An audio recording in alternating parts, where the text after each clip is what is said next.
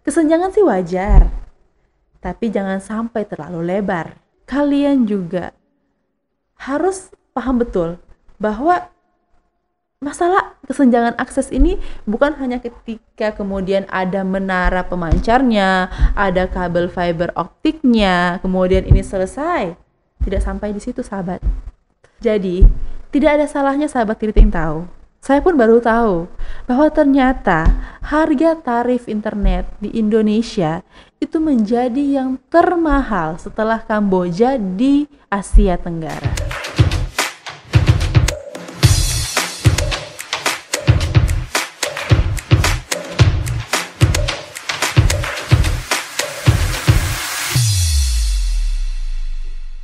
Assalamualaikum warahmatullahi wabarakatuh. Apa kabar sahabat Kriting? Still with me, Paramita Kinanti, your content creator. Oke sahabat Kriting, jadi kesempatan kali ini kita mau ngobrol santai soal kesenjangan pendidikan digital di Indonesia. Yang mau cepet-cepet, sebenarnya jangan cepet-cepet karena di sini lagi ada bakalan aku sajikan data-data yang akurat banget. Kalau yang pengen usahakan nonton sampai selesai. Oke? Thanks before. Oke, sahabat Kriting, untuk mengetahui kesenjangan itu sebenarnya yang selama ini kita dengarkan, yang selama ini dibahas adalah kesenjangan infrastruktur.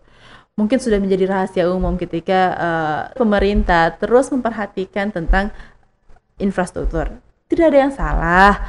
Sungguh ini itu pun adalah keputusan yang sangat luar biasa, kebijakan yang sangat patut dihargai dan didukung penuh oleh masyarakat, ya diapresiasi oleh masyarakat.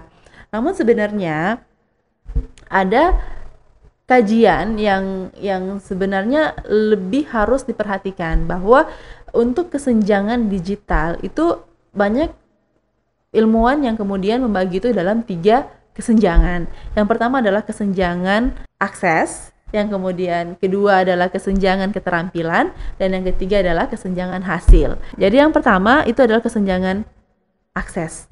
Kesenjangan infrastruktur itu yang tadi kita sudah bahas sebelumnya itu sebenarnya hanya sebagian dari kesenjangan akses.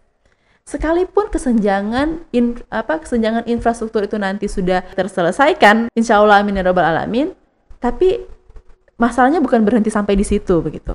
Oke, kalian harus tahu bahwa sebenarnya the main problem itu bukan hanya sekedar infrastrukturnya, tapi yang jadi masalah masih ada 443 desa yang tersebar di wilayah timur Indonesia yang masih belum memiliki akses listrik.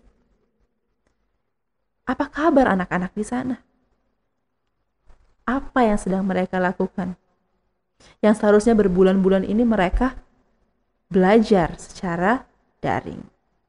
Tapi jangankan digital, jangankan akses internet. Sedangkan akses listrik mereka belum menikmati itu.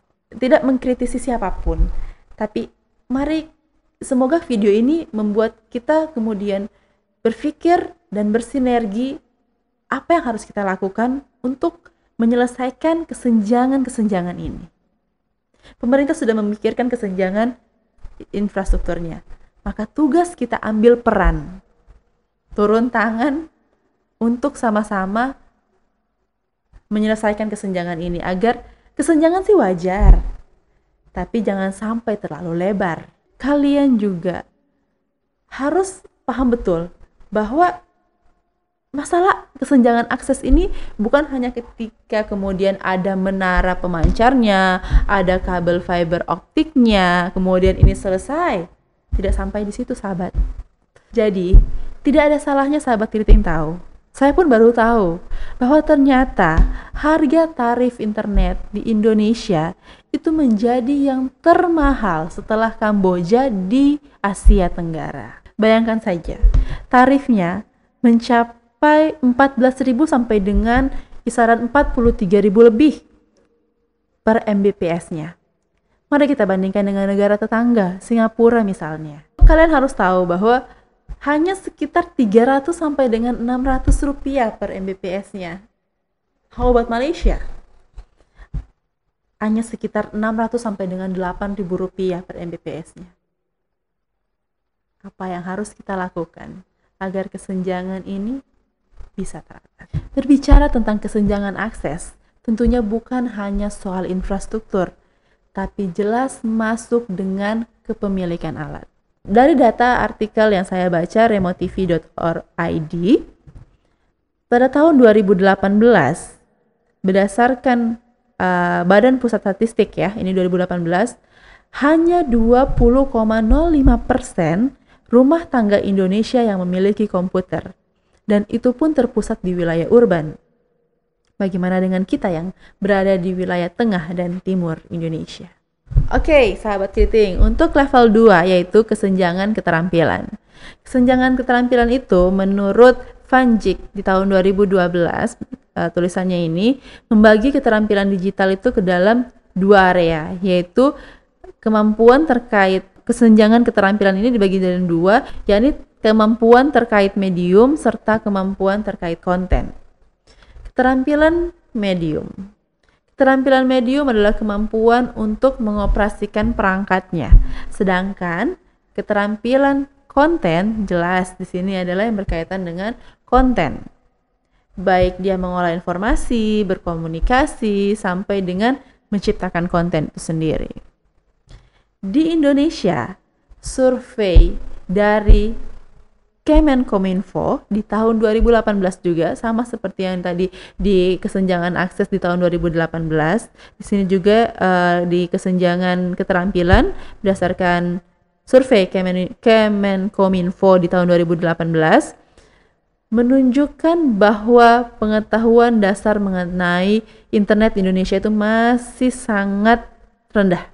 Dari 9.320 responden, ada 31,2% yang tidak menggunakan internet sama sekali. Nah, untuk kesenjangan keterampilan ini, baik yang medium maupun konten, itu tak sampai 40% responden yang mengetahuinya. Teman-teman, berdasarkan survei Save the Children yang baru saja dirilis di tahun 2020 ini, bahwasanya ternyata menemukan 6 dari 10 guru itu tidak merasa terampil dalam menggunakan aplikasi daring. Dan 8 dari 10 guru itu menggunakan SMS atau WhatsApp dalam memberikan tugas kepada siswanya. Hanya 36% guru se-Indonesia yang menggunakan aplikasi daring dalam proses belajar mengajar seperti Zoom atau Google Classroom maupun Skype. Dan hanya 25% guru juga yang memiliki akses situs edukasi atau platform pembelajaran di pembelajaran digital. Sebenarnya harus dibedakan gitu ya. Bagaimana pembelajaran metode daring, tapi kemudian yang lebih dimanfaatkan adalah penggunaan sosial media. Memang handphone itu memiliki banyak manfaat, tapi sebenarnya fungsinya minim. Yang mana berdasarkan hasil penelitian juga, handphone itu untuk masyarakat Indonesia lebih terhadap 3 fungsi, yaitu komunikasi, hiburan, dan transaksi online. Jadi sebenarnya untuk pembelajaran belum masuk di penggunaan handphone sendiri. Tapi di sini menemukan hanya 48% siswa atau peserta didik yang menggunakan komputer sebagai media pembelajaran jarak jauh ini. Sebagian besar 75%-nya itu menggunakan televisi, terima kasih, yang sudah dimediasi ya oleh pemerintah menggunakan TVRI untuk pembelajaran, dan 60%-nya sahabat kriting dan 60%-nya teman-teman tahu dari mana? WhatsApp. Percaya nggak percaya? Silahkan dibuktikan sendiri. Kalau saya pribadi percaya, karena memang akhir-akhir ini saja untuk PAT, penilaian akhir tahun, yang alhamdulillah memang berteman di WA dengan rekan-rekan guru, itu rata-rata ya memang via WA gitu, ujiannya di rumah, soalnya sudah diantarkan atau dijemput oleh orang tua siswa, kemudian mereka membuktikan dengan foto, kemudian distatuskan. Come on, kenapa kemudian tidak menggunakan satu aplikasi yang kemudian bersama-sama terhubung oleh siswa, jadi rentan selama 1 jam siswa menjelaskan, jadi benar-benar terpercaya gitu kan ya, lebih menjamin tingkat kejujurannya sih sebenarnya. Tapi ya itulah kenyataannya bahwa memang yang digunakan oleh sebagian besar guru masih menggunakan sosial media, WhatsApp. Nah, teman-teman, yang terakhir adalah kesenjangan hasil. Kesenjangan hasil di sini tidak terlalu banyak karena memang jelas ketika kesenjangan akses, kesenjangan keterampilan belum begitu maksimal, maka sudah bisa dibayangkan bagaimana dengan kesenjangan hasilnya. Ini masih sangat lebar kesenjangannya, masih sangat nampak karena berdasarkan riset pun yang dilakukan Van Dersen dan Helsper di tahun 2015 di Belanda, bahwasanya memiliki akses keterampilan digital itu masih yang memilikinya itu masih belum mencakup semua kalangan, masih mengarah gitu kepada satu golongan tertentu. Jadi mungkin teman-teman sekalian bisa bukan mencari sendiri kemudian bahkan mungkin merasakan sendiri bahwa memang kesenjangan hasil ini adalah lebih memihak kepada kemudian yang berpenghasilan tinggi, kepada kepala keluarga, orang tanpa disabilitas, kaum muda yang sebenarnya juga di remote TV sempat menyinggung juga tentang prakerja yang lebih mendominasi kepada kaum urban ya, yang lebih membahas konten-konten digital, sedangkan kemudian mungkin pengguna prakerja di masyarakat pesisir, pegunungan, dan seperti itu, bagaimana mengolah hasil UMKM mereka dan sebagainya belum terlalu banyak disiapkan gitu untuk kontennya. Nah, teman-teman sekalian, di sini mari sama-sama kita beropini ya. Saya pribadi dalam beberapa bulan ini sebenarnya 50-50 gitu. Atau bisa dikatakan bahkan yang sampai dengan tadi di saat ada undangan gitu ya di tetangga, saya mendengar langsung bahwa sebenarnya ada yang mengatakan anak dia nggak ulangan gitu, tapi tiba-tiba nanti apakah ia langsung naik kelas.